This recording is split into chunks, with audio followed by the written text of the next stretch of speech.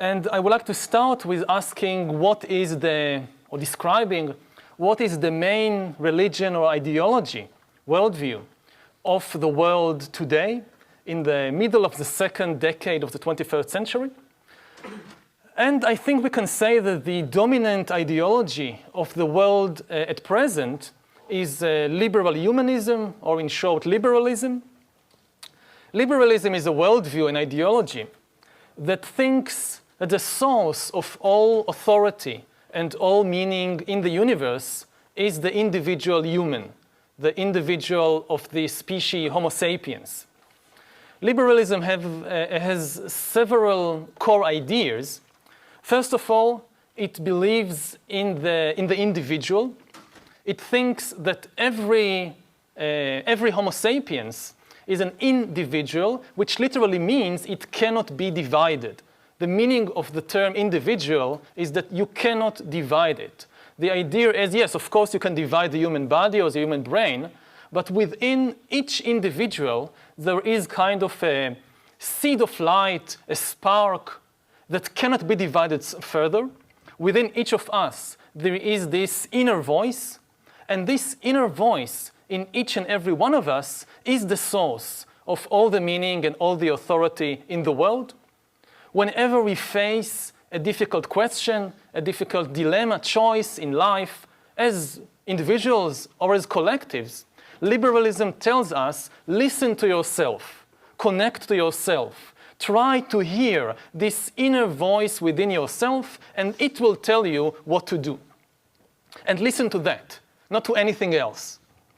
The second main idea or hypothesis of liberalism is that this inner voice within ourselves comes out of a space of complete freedom. Yes, there are influences, constraints from outside, physical, social, biological, but if we go deep enough within ourselves, we will come eventually to a space of complete freedom, and from this space, we need to make our big decisions in life.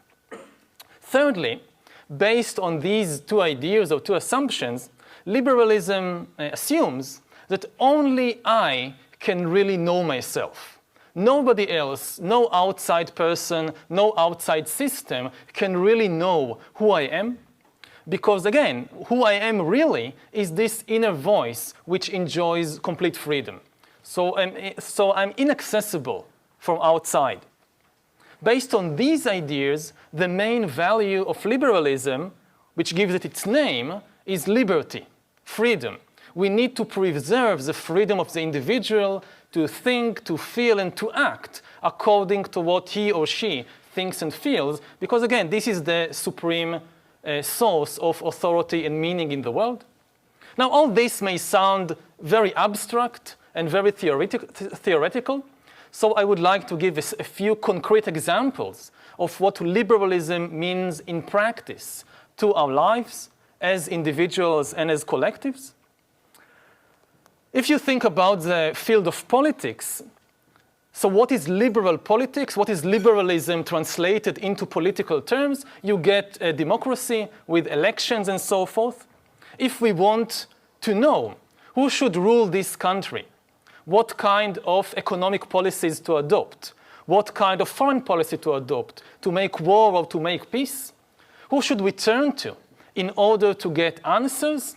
We should turn to the inner voices of each individual. So we have elections, and on election day, everybody goes by himself or by herself, and at least theoretically, I try to connect to myself to listen what is my deepest feelings, what are my deepest personal thoughts about this issue, and I vote accordingly. And this is how we know who should rule the country, whether to make peace or war, and so forth. So this is liberal politics, which argues that the voter knows best. There is no source of authority higher than the voter. You get the same ideas also in the economic field. What is liberal economics? Liberal economics is the view that the customer is always right. There is no higher authority than the authority of the individual customer. How do we know if a product is a good product? If the customers buy it. There is no other method. There is no higher authority that can say, yes, they didn't buy it, but it's still good. Let's say we are planning a car, and we are organizing a committee of the wisest people on the planet. We take Nobel laureates in physics and chemistry and literature and peace and whatever, and they come together for 5 years with a lot of money, a lot of helpers, and they design the perfect car. And after 5 years, you start producing this perfect car, engineered, invented by the wisest people on the planet, and it goes on sale, and nobody buys it, or very few people buy it. It means that this car is not a good car, according to the tenets of liberal economics. Or perhaps, but eventually you cannot blame the customer. Oh, we produced a perfect car, and we did a perfect PR campaign, but the customers, they are stupid. They don't understand what is good for them. This works in communism, for example. This is the idea of communism. You have really wise people sitting in Moscow. They plan the car which they think is best, and everybody, at least if they are fortunate, get this car. And if they don't like it, it's their problem. But not in liberal economics. In liberal economics, the highest authority in economics is the customer. You got the same ideas in the field of art and aesthetics.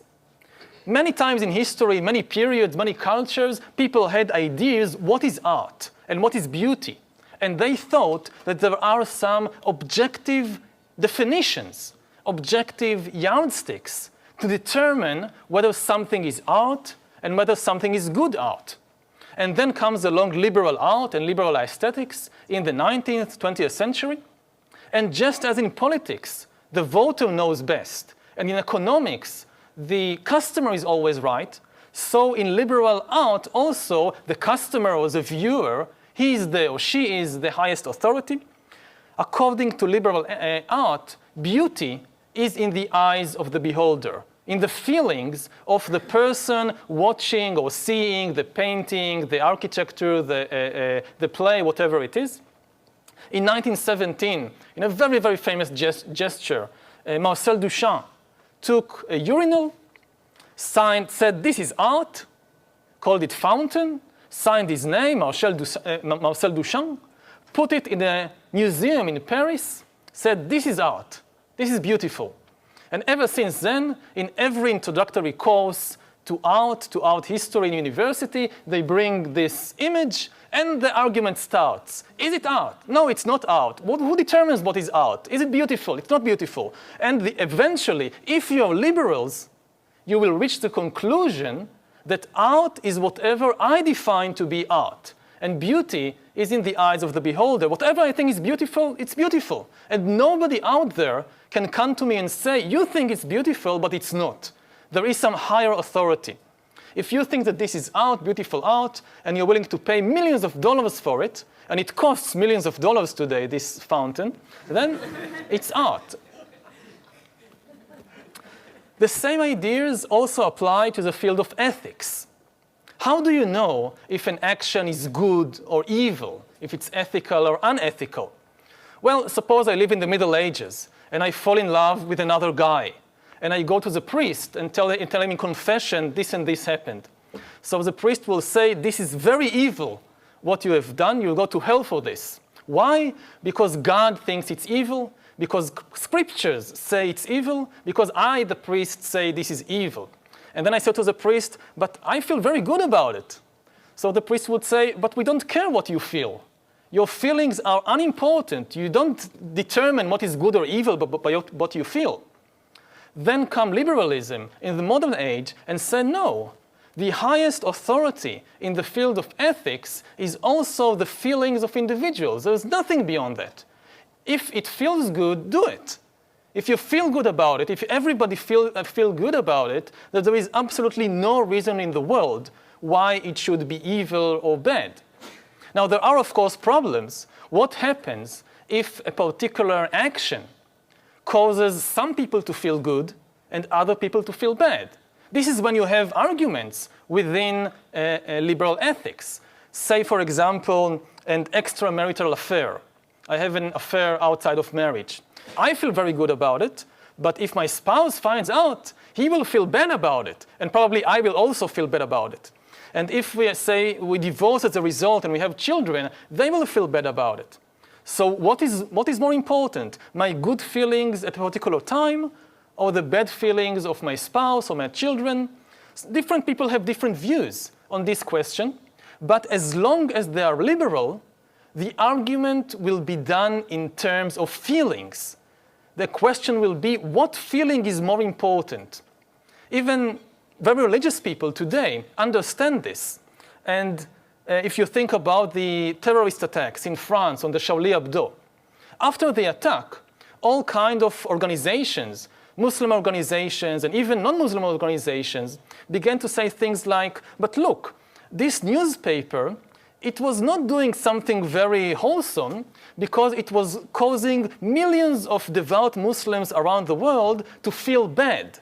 It didn't take into account their feelings.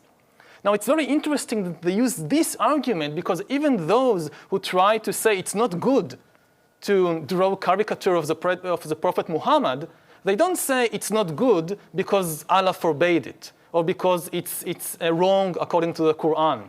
They say it's not good because it hurts the feelings of people. So even those arguments are praised in liberal terms of feelings. And finally, just to give a last example, from the field of education. What is liberal education?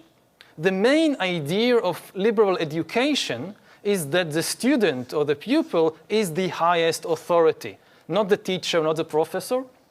In liberal education, the main thing you try to teach your pupils or your students is to think for themselves.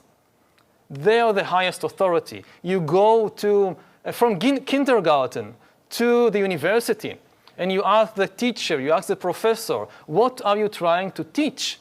And he or she will say, well, I try to teach history or mathematics or physics, but above all, I try to teach my students to think for themselves. This is the most important thing. If he or she are liberal educators, it doesn't always work, of course. Not all the universities or schools manage to do it, but this is the general ideal accepted by all liberal institutions of education.